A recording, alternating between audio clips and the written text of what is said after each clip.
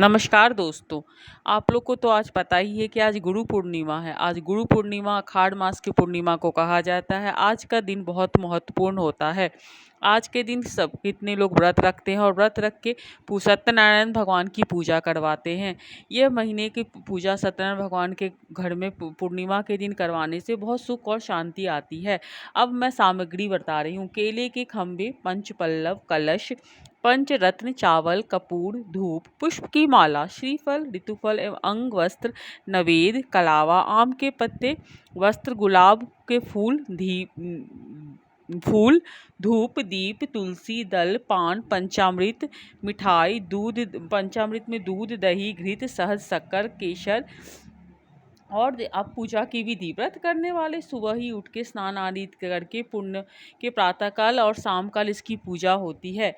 पूजा स्थान में आसन बिठाकर श्रद्धापूर्वक श्री गणेश, गौरी, वरुण, विष्णु आदि सब देवताओं का ध्यान करके पूजन करके संकल्प करें कि मैं सत्यनारायण स्वामी का पूजन कथा श्रवण सदैव करूँगा। पुष्प हाथ में लेकर नारायण का ध्यान करें। पुष्प, धूप, नवेद आदि से युक्त होकर स्तुति करें। हे भगवान, मैंने श्रद्धापूर्वक फल, जल आदि सब सामग्री आपको अर्पण की है, इसे स्वीकार कीजिए। मेरा आपको बारंबार नमस्कार है। इसके बाद सत्यनारायण जी की कथा पढ़े और श्रवण करें। सत्यनारायण का पूजा बहुत ही फलदायक होता है। इसे करने से आपको हर तरह की इच्छाएं पूर्ण होती है।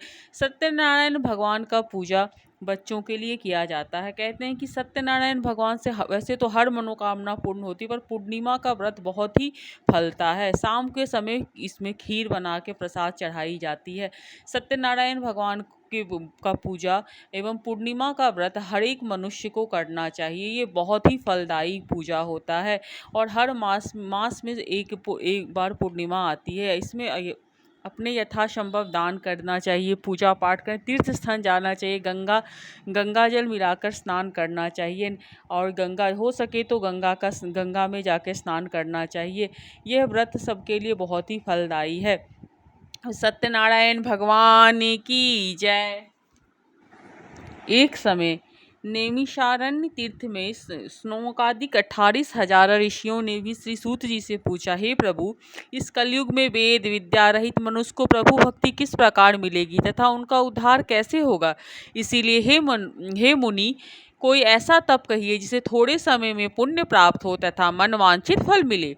वह कथा सुनने की हमारी इच्छा है। सर्वशास्त्र ज्ञाता श्री सूत जी बोले, हे वैष्णवों, मैं पूज्य आप सबने प्राणियों के हित की बात कही है। मैं उस श्रेष्ठ व्रत का आप लोगों से कहूँगा जिस व्रत को नारद जी ने लक्ष्मी नारायण से पूछा था और लक्ष्मीपति ने मुनि श्रेष्ठ नारद से कहा था। सो ध्यान से सुनिए।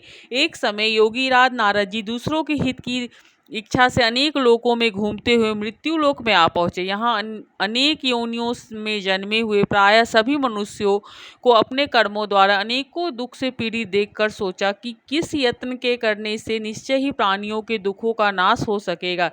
ऐसा मन में सोचकर विष्णु लोक को गए। वहाँ श्वेत वर्ण और 4 भुजाएं वाले देवों के ईश नारायण को देखकर, जिनके हाथों में शंख, चक्र, गदा, पद्य थे तथा वरमाला पहने हुए थे, स्तुति करने लगे, हे भगवान, आप अत्यंत शक्ति से संपन्न हैं। मन तथा वाणी भी आपको नहीं पा सकती। आपका आदि मध्य अंत नहीं है। निर्गुण स्वरूप सृष्टि के आदि भूत एवं भक्तों के दुखों को नष्ट करने वाले आपको नमस्कार है। नारद जी से इस प्रकार की स्तुति सुनकर विष्णु भगवान बोले, हे मुनिश्रेष्ठ, आपके मन में क्या है? आप किस काम के लिए आगमन हुआ है? निसंकोच कहो।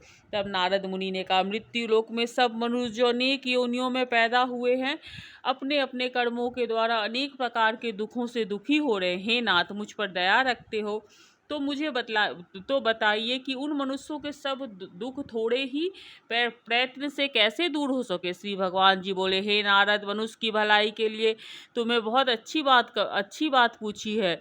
जिस काम के करने से मनुष्य मोह से छूट जाता है वह मैं कहता हूँ, सुनो। बहुत पुण्य देने वाला स्वर्ग तथा मृत्यु लोक दोनों में दुर्लभ एक उत्तम व्रत है। आज मैं प्रेमवश होकर तुम्हें कहता हूँ, सत्यनारायण का यह व्रत अच्छी तरह विधि पूर्वक करके मनुष्य आयु पर्यंत यहाँ सुख भोग कर मरने पर मोक्ष को प्राप्त करता है।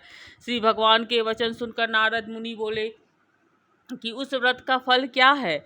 और क्या विधान है, किसने यह व्रत किया था, किस दिन यह व्रत करना चाहिए, विस्तार में कहिए। भगवान बोले, दुख तथा शोक आदि को दूर करने वाला, धन्य दान को बढ़ाने वाला, सौभाग्य तथा संतान को देने वाला, यह व्रत सब स्थानों पर विजयी करने वाला है।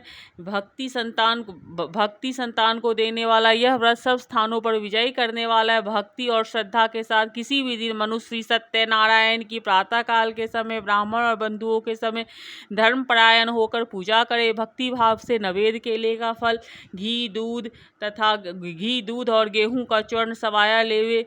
गेहूं के अभाव में सोठी का चूर्ण, शक्कर तथा गुड़ ले और सब भक्षण योग पदार्थ जमा करके भगवान को अर्पण कर देव तथा बंधुओं सहित ब्राह्मणों को भोजन करवाए पश्चात स्वयं भोजन कर नित्य गीत आदि का आचरण कर सत्यनारायण भगवान का स्मरण करते हुए समय व्यतीत कर। इस तरह व्रत करने पर मनुष्य की इच्छाएं पूरी होती है और विशेषकर बोली कली काल में भूमि पर यही मोक्ष का सरल उपाय है। श्री सत्यनारायण भगवान की जय।